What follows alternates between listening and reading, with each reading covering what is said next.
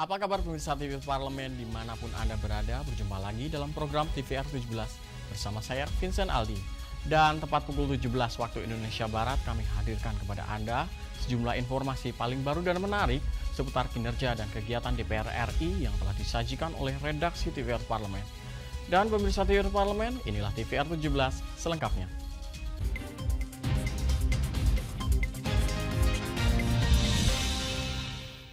Komisi 2 DPR RI mendorong agar pembangunan ibu kota negara dapat segera diselesaikan dengan tetap mengedepankan prinsip-prinsip yang bermanfaat bagi masyarakat dan menjaga kelestarian alam sekitar.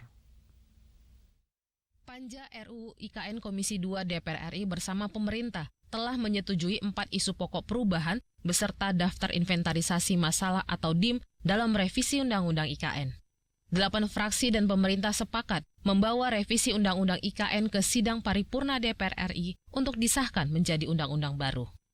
Anggota Komisi 2 DPR Muhammad Toha menyampaikan, tentunya ada banyak pandangan dan catatan dari fraksi-fraksi yang ada di Komisi 2 DPR RI. Misalnya penekanan terhadap pengaturan penguasaan tanah atau lahan, pengaturan kelembagaan, serta kebijakan anggaran dan investasi di IKN.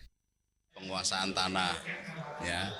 Konsesi itu harus sesuai atau berdasarkan pada Undang-Undang Pokok Agraria. Masalah kelembagaan IKN, mereka diberi kewenangan atau otoritas untuk menentukan pegawainya, kemudian juga pengelolaan anggaran juga. Sementara itu, Ketua Komisi 2 DPR RI Ahmad Doli menyatakan, Komisi 2 DPR RI mendukung penuh agar pembangunan IKN bisa dipercepat dan semua pihak bisa turut terlibat dalam pembangunan tersebut. Meski begitu, pembangunan IKN harus tetap mengedepankan prinsip-prinsip yang bermanfaat bagi masyarakat dan menjaga kelestarian alam sekitar. Bagaimana supaya kawasan IKN ini juga punya kebermanfaatan buat masyarakat di sekitar. Kemudian, apalagi masalah soal pertanahan itu harus clear betul. Jangan sampai tanah, terus kemudian lingkungan hidup di sana itu tidak terjaga dengan baik. Ferdian dan Bari TVR Parlemen melaporkan. Agar pemanfaatan dana desa dapat sejalan atau linear dengan APBN dan APBD, Komisi 10 DPR RI menilai pemerintah perlu membuat format baku penggunaan dana desa beserta data kuantitas dan target indikatornya. Dana desa ditujukan untuk pembiayaan pembangunan dan pemberdayaan masyarakat desa. Sayangnya, menurut anggota Komisi 10 DPR RI, pemberdayaan masyarakat desa melalui peningkatan literasi seringkali tidak menjadi perhatian kepala desa. Pemerintah diminta meninjau kembali format alokasi dana desa agar mendukung peningkatan literasi masyarakat desa.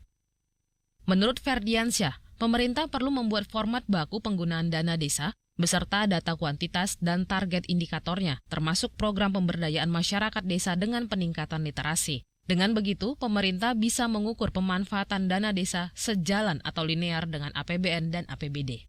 Harus juga dievaluasi terhadap manfaat terhadap format yang dana desa itu diturunkan, diantaranya misalnya untuk literasi. Ya, apa hanya menimbulkan masyarakat ingin gemar membaca? Apakah sudah pada tingkat masyarakat mengerti apa yang dibaca? Sementara itu, anggota Komisi 10 DPR RI Desi Ratnasari menegaskan, kebijakan penggunaan dana desa belum diikuti nomenklatur yang jelas. Hal tersebut menyebabkan banyak kepala desa belum memprioritaskan alokasi dana desa untuk pengembangan dan peningkatan literasi masyarakat desa guna menciptakan SDM berkualitas di desa.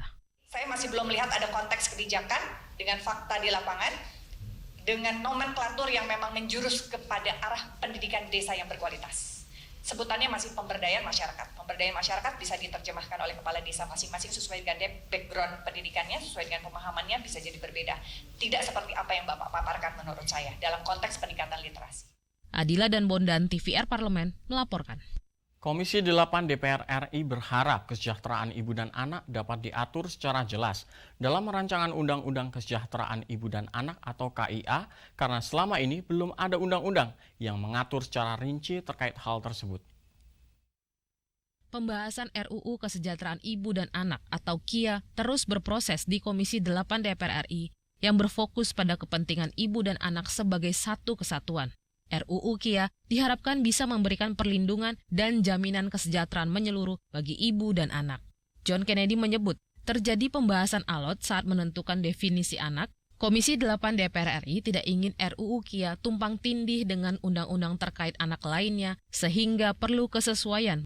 Kalau toh memang disebutkan definisi anak di dalam undang-undang ini, jangan berseberangan atau jangan tidak sama artinya dengan undang-undang lain tentang definisi anak. Ya bisa aja kalau yang berkaitan dengan definisi anak menurut undang-undang ini adalah 1000 setelah kelahiran anak. Ya boleh aja, tetapi itu bukan barangkali ada kata lain dengan anak yang dimaksud dalam undang-undang ini. Gitu. Wakil Ketua Komisi 8 DPR RI Marwanda Sopang menyampaikan, kesejahteraan ibu dan anak penting diatur secara jelas dalam RUU KIA karena selama ini belum ada undang-undang yang mengatur secara rinci terkait hal itu. Kebutuhan kita tentang undang-undang ini adalah yang tidak tercover di dalam undang-undang anak. Sementara undang-undang ini yang mau kita urus itu adalah kesejahteraan. Siapa yang mau disejahterakan? Yang mau disejahterakan itu ibu dan anak. Maka definisinya tidak boleh di undang-undang ini mendefinisikan anak.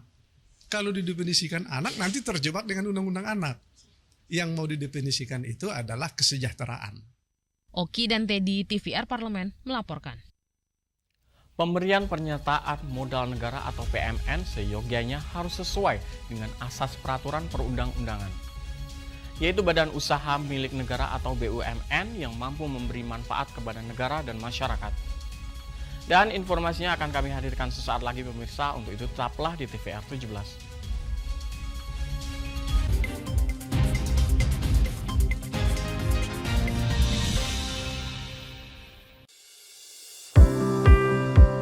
Mengenal tugas dan fungsi DPR RI.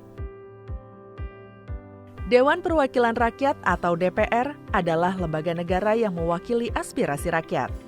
Kehadiran DPR RI merupakan salah satu bukti bahwa Indonesia merupakan negara demokrasi. Sebagai salah satu lembaga perwakilan rakyat, apa saja tugas dan fungsi yang diemban DPR RI? Berdasarkan pasal 20A ayat 1 Undang-Undang Dasar 1945, DPR memiliki 3 fungsi, yakni fungsi legislasi, anggaran, dan pengawasan. Tugas dan wewenang DPR berbeda untuk setiap fungsinya. Yang pertama, fungsi legislasi.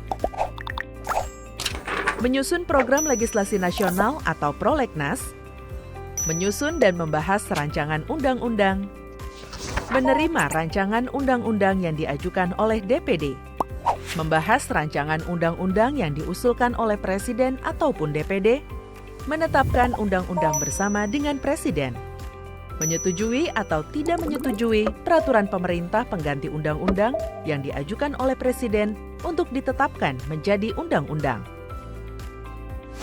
Yang kedua, fungsi anggaran. Memberikan persetujuan atas rancangan undang-undang tentang APBN yang diajukan oleh Presiden. Memberikan persetujuan terhadap pemindah-tanganan aset negara maupun terhadap perjanjian yang berdampak luas bagi kehidupan rakyat yang terkait dengan beban keuangan negara. Menindaklanjuti hasil pemeriksaan atas pengelolaan dan tanggung jawab keuangan negara yang disampaikan oleh BPK. Memperhatikan pertimbangan DPD atas rancangan undang-undang tentang APBN dan rancangan undang-undang terkait pajak, pendidikan, dan agama. Yang ketiga, fungsi pengawasan. Fungsi pengawasan, DPR bertugas melakukan pengawasan terhadap pelaksanaan Undang-Undang APBN dan kebijakan pemerintah, serta membahas dan menindaklanjuti hasil pengawasan yang disampaikan oleh DPD. Demikian penjelasan tentang tugas dan fungsi DPR menurut Undang-Undang. Informasi ini dipersembahkan oleh TV dan Radio Parlemen, Biro Pemberitaan Parlemen, dan Sekretariat Jenderal DPR RI.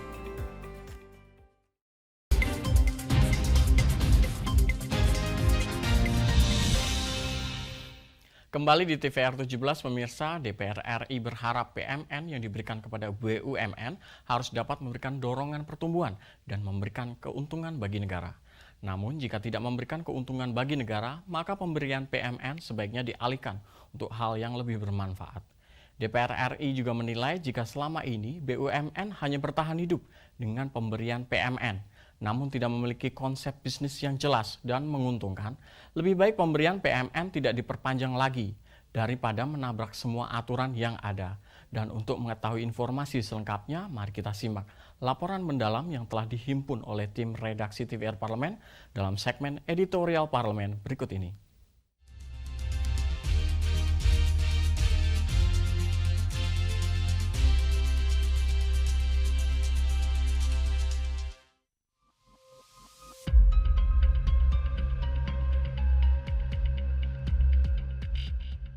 Sejak tahun 2018, pemerintah telah mengalokasikan ratusan triliun rupiah dalam bentuk penyertaan modal negara atau PMN kepada BUMN.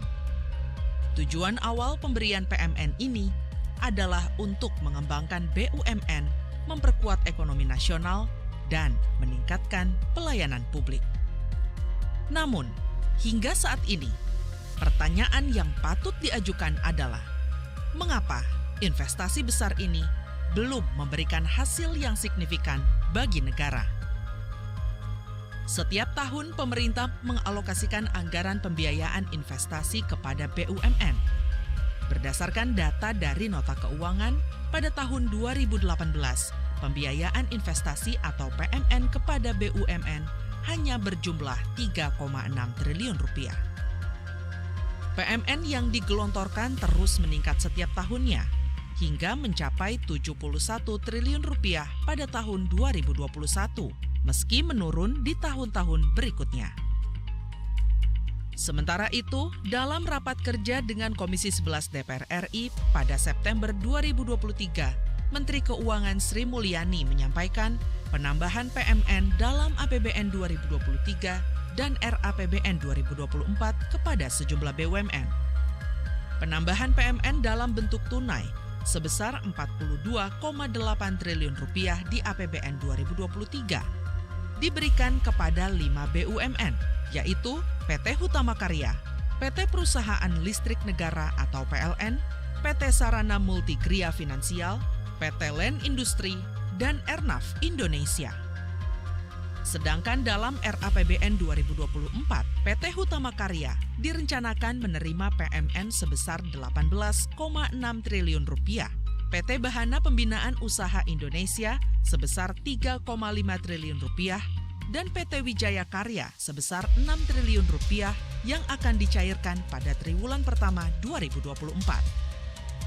Pemberian PMN kepada BUMN merupakan instrumen kebijakan yang sah, terutama ketika digunakan untuk mengatasi masalah keuangan atau memperkuat posisi BUMN dalam industri strategis.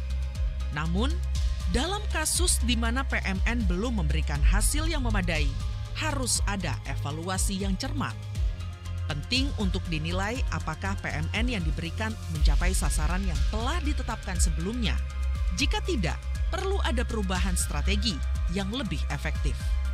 BUMN yang mendapat PMN harus diawasi secara ketat untuk memastikan BUMN tersebut benar-benar menguntungkan ekonomi negara. BUMN itu salah satu dalam undang-undang itu adalah memberikan manfaat bagi pemerintah, masyarakat, dan mencari keuntungan. Nah, kalau dia tidak memberikan manfaat, tidak memberikan manfaat, tidak memberikan dorongan pertumbuhan, dan tidak memberikan keuntungan, terus untuk apa kita bertahankan begitu? Tahun ini kita beri. BUMN juga perlu dikelola secara efisien dan profesional. Masalah tata kelola yang buruk dalam beberapa BUMN dapat menghambat pencapaian tujuan investasi PMN. Perlu ada peningkatan dalam tata kelola perusahaan dan kualitas manajemen. Adanya temuan berulang yang biasa dapat oleh BUMN ini menjadi perhatian kita. Ini artinya menandakan bahwa sistem pengendalian internal tidak berjalan dengan baik di BUMN tersebut. Nah, ini bagaimana penguatan organisasi ataupun perusahaan AFG ini harus betul-betul dicermati dan dana yang ditempatkan oleh AFG ini betul-betul sesuai dengan tepat sasaran.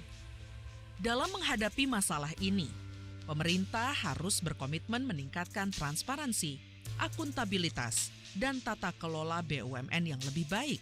Selain itu, evaluasi berkala terhadap investasi PMN harus dilakukan demi memastikan PMN digunakan secara efisien dan efektif.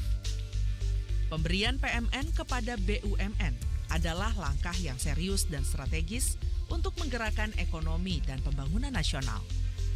Namun, agar investasi ini memberikan manfaat yang maksimal, diperlukan evaluasi yang cermat, pengelolaan yang baik, dan komitmen yang kuat untuk memastikan bahwa dana PMN digunakan dengan bijak demi kepentingan rakyat dan kemajuan negara.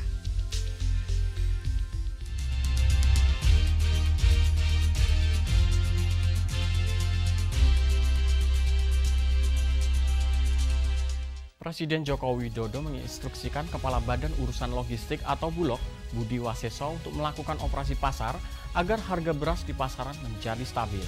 Dan saksikan informasi selengkapnya pemirsa, untuk itu tetaplah bersama kami di TVR 17.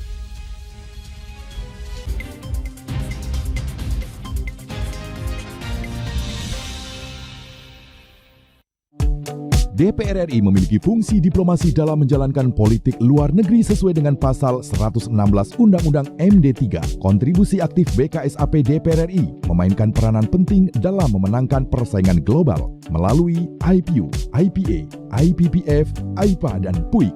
BKSAP memiliki komitmen yang tinggi dalam krisis kemanusiaan dunia.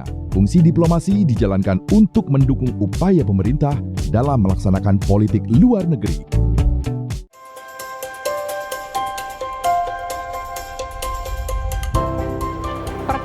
Dalam sejarah Indonesia, tahun 2024 kita mengadakan pemilu serentak, legislatif dan eksekutif baik di tingkat pusat maupun daerah. Catat waktunya, Rabu 14 Februari 2024. Untuk pemilihan legislatif, Anda akan memilih anggota DPD, anggota DPR, anggota DPRD Provinsi, dan anggota DPRD Kabupaten atau Kota. Selain pemilu legislatif, Anda juga akan memilih presiden dan wakil presiden loh pemirsa. Di bulan November, tepatnya Rabu 27 November 2024, juga akan diadakan pemilihan kepala daerah atau pilkada serentak. Dalam pilkada nanti, Anda akan memilih gubernur dan wakil gubernur, bupati dan wakil bupati, serta wali kota dan wakil wali kota. Nah, pemirsa sudah tahu kan waktunya? Kini saatnya Anda untuk mempersiapkan diri. Kenali calon-calon wakil rakyat dan pemimpin Anda dengan baik.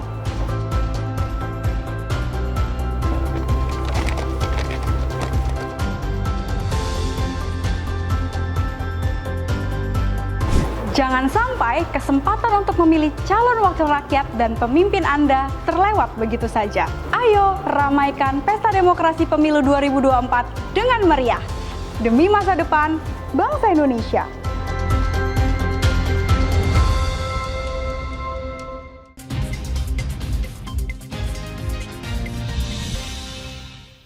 Presiden Joko Widodo menjelaskan penyebab naiknya harga beras di pasaran karena naiknya harga beras di semua negara. Selain itu pemirsa, beberapa negara juga telah menghentikan ekspor beras. Dan menanggapi hal ini, anggota Komisi 6 DPR RI, Andre Rosiade, mengapresiasi langkah pemerintah yang telah melakukan operasi pasar guna menekan harga beras. Andre juga mendorong agar operasi pasar dapat tepat sasaran. Selengkapnya berikut liputan rekan kami, Nazia Sudirja. Baik pemirsa TVR Parlemen dimanapun Anda berada, seperti yang diketahui bahwa harga beras mengalami kenaikan. Bahkan dalam sebulan terakhir, kenaikan harga beras cukup signifikan. Dan untuk mengetahui seperti apa tanggapan dari anggota DPR RI terkait dengan hal tersebut, saya akan langsung berbincang dengan salah satu anggota dari Komisi 6 DPR RI, yakni Bapak Andre Rosiade dari fraksi Gerindra. Baik Pak, terkait dengan masalah kenaikan harga beras yang sebulan terakhir ini mengalami kenaikan yang cukup tinggi, ini sebetulnya kondisi di lapangan saat ini seperti apa nih Pak? Ya kan kita memang tahu ya bahwa terjadi terjadi mulainya El Nino menyebabkan memang supply dari produksi beras kita berkurang. Nah untuk itu kan pemerintah sudah melakukan kebijakan segera melakukan operasi pasar, bagaimana pemerintah menggelontorkan 1.000 sampai 3.000 ton ya dalam operasi pasar di mana pemerintah sudah menyiapkan kalau tidak salah harganya 10.380 per kilo dengan maksimal itu sampai ke masyarakat 10.900 per kilo. Dan operasi pasar ini bukan hanya dalam bentuk satuan 5 kg, bahkan masyarakat sudah bisa mendapatkan operasi pasar dengan pembelian 1 kg.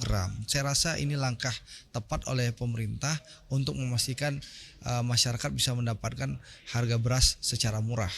Dan saya rasa operasi pasar ini sudah tepat ya. Tinggal kita kawal, kita pastikan operasi pasarnya tepat sasaran dan betul-betul rakyat yang membutuhkan mendapatkannya. Langkah selanjutnya seperti pengawasan untuk terkait dengan penggelontoran beras dan juga harga beras agar tidak kian melonjak ini seperti apa dari Komisi 6? Ya, sekarang kan operasi pasar lagi berjalan. Nanti kita akan pantau, kalau perlu kita akan undang kembali Menteri Perdagangan dan juga Dirut Perum Bulog untuk mencek bagaimana hasil perkembangan dari operasi pasar. Kita tunggu dulu informasi dari lapangan ya. Kalau memang ada hal-hal yang masih belum tepat, ya kita akan panggil Dirut Bulog. Nah, sebetulnya kenaikan harga dari beras ini penyebabnya apa sih Pak? Bahkan ini kan sebenarnya kenaikan harga beras ini sudah dialami dari setahun belakangan nih Pak. Apa memang karena fenomena El Nino saja nih? Ya, pertama fenomena El Nino. Yang kedua kan kita tahu bahwa stok pemerintah cadangan berasnya menipis. Nah, untuk itu pemerintah melakukan impor.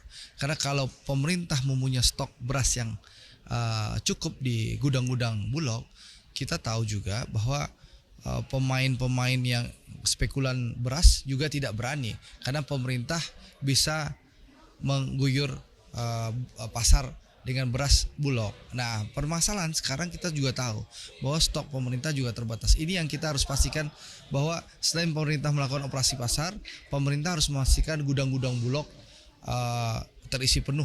Sehingga kalau apapun yang terjadi, pemerintah siap melakukan operasi pasar kapanpun dan dimanapun.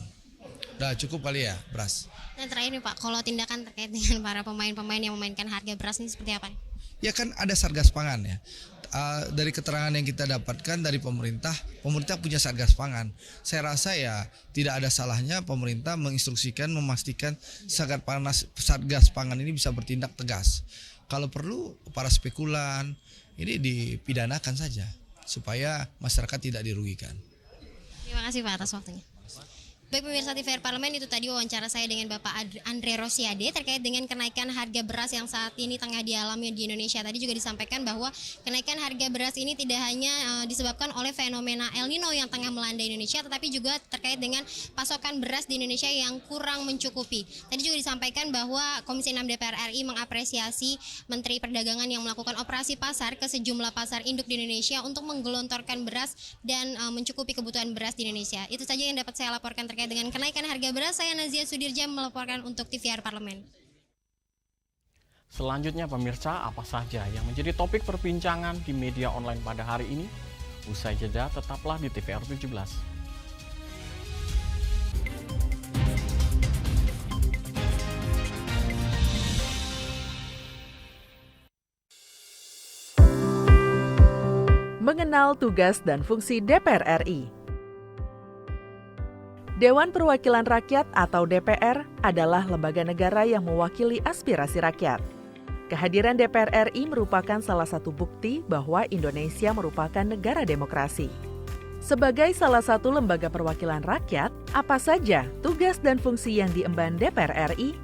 Berdasarkan pasal 20A ayat 1 Undang-Undang Dasar 1945, DPR memiliki 3 fungsi, yakni fungsi legislasi, anggaran, dan pengawasan.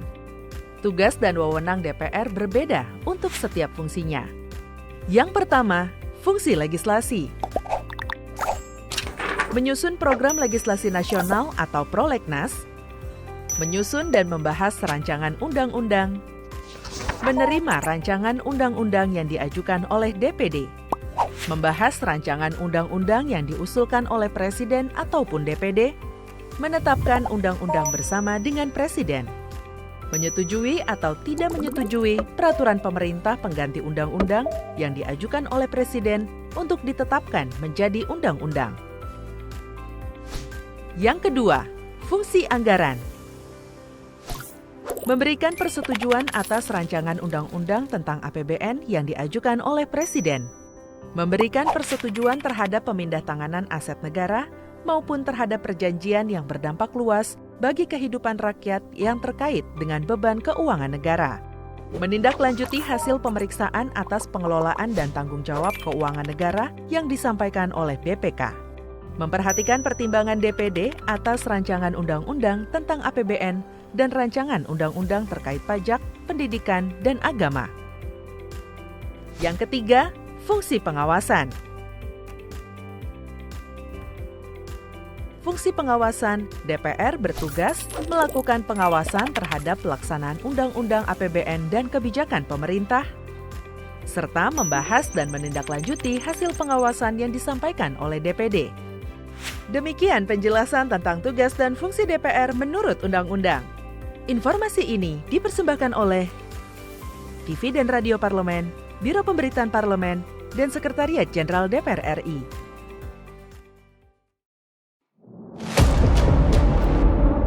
Sini ditambang. Konflik yang terjadi, Sini tidak mengizinkan. masalah yang tersisihkan menjadi kesenjangan sosial. Ya namanya rakyat kecil gak bisa apa-apa, mau komplain juga gak didengar. Sebab apa? Itu menyangkut isi perut kami semua. Bagaimana memutus keterbatasan untuk didengar? Jadi kalau misalnya masyarakat sudah merasa tidak lagi ada yang memperjuangkan aspirasinya, maka masyarakat memang sangat berhak untuk meminta dewan yang mewakili mereka di parlemen. Kami menyusuri batas-batas peristiwa, mengurai berbagai polemik yang terjadi, meluruhkan suara-suara marginal, menjadi nyata dalam setiap aspirasi, melaksanakan tugasnya sebagai wakil rakyat. Saksikan Aksi Dewan setiap hari Senin dan Rabu pukul 10.30 waktu Indonesia Barat, hanya di TVR Parlemen.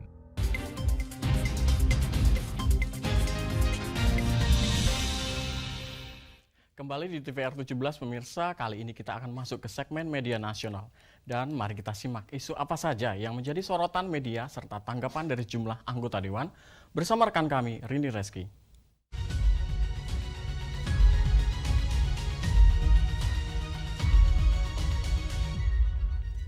Baik, selamat sore dan terima kasih Vincent. Pemirsa, kali ini kita masuk ke segmen media online dan tentunya berita pertama yang akan saya sampaikan yang tentunya menjadi headline di media online pada hari ini mengenai revisi Undang-Undang IKN yang sepakat dibawa ke rapat paripurna DPR RI. Kita lihat di sini pemirsa di layar kaca. Ya, di sini Komisi 2 DPR RI sepakat membawa rancangan undang-undang perubahan atas Undang-Undang Nomor 3 Tahun 2022 tentang Ibu Kota Negara yang disahkan menjadi undang-undang. Tentunya pemirsa, pengambilan keputusan ini dilakukan dalam rapat kerja antara Komisi 2 DPR RI dengan DPD RI, Kementerian Keuangan, Bappenas, Kementerian Dalam Negeri, dan juga Kementerian ATR BPN dan Kepala Otorita IKN pada Selasa 19 September 2023 kemarin. Dan di sini pemirsa, Ketua Panja Pembahasan Revisi Undang-Undang IKN yaitu Junimart Gisang menyampaikan panitia kerja DPR RI dan juga pemerintah menyetujui isu pokok perubahan beserta daftar inventarisasi masalah dalam rancangan Undang-Undang IKN. Di antaranya pemirsa di sini klaster terkait pertanahan, klaster terkait pengelolaan keuangan dan juga klaster tentang tata ruang dan klaster tentang jaminan keberlanjutan. Kita beralih ke berita selanjutnya pemirsa yang juga menjadi headline di media online pada hari ini tentang Kementerian Agama dan juga DPR RI yang segera bentuk panitia kerja BPIH 2024. Kita lihat kembali di sini di layar kaca. Ya, baik, di sini tentunya Komisi 8 DPR RI dan juga Kementerian Agama segera membentuk panitia kerja biaya penyelenggaraan ibadah haji paling lambat akhir September 2023 dan di sini Ketua Komisi 8 DPR RI yaitu Ashabul Kafi menambahkan pada rapat tersebut juga telah disepakati adanya penyediaan sarana dan juga prasarana penyelenggaraan dan pelayanan yang ramah lansia. Tentunya pemirsa pada pelaksanaan ibadah haji tahun 2024 mendatang. Tentunya pemirsa, selain itu Komisi 8 DPR RI juga meminta pemerintah meninjau perincian kontrak kerja sama dengan penyedia jasa pelayanan ibadah haji dan meningkatkan pelayanan konsumsi bagi jemaah haji Indonesia.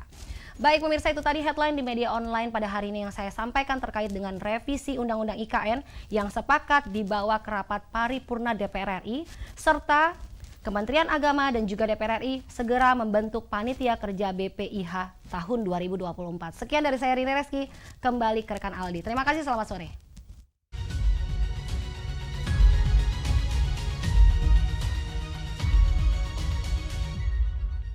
Terima kasih rekan Rini yang telah menyampaikan sejumlah sorotan dari media online nasional pada hari ini. Dan pemirsa TVR Parlemen, segmen media online tadi sekaligus menutup program TVR 17 edisi sore hari ini. Saya Vincent Aldi beserta seluruh kru TVR Parlemen yang bertugas mengucapkan terima kasih dan undur diri dari hadapan Anda. TVR Parlemen, referensi Indonesia.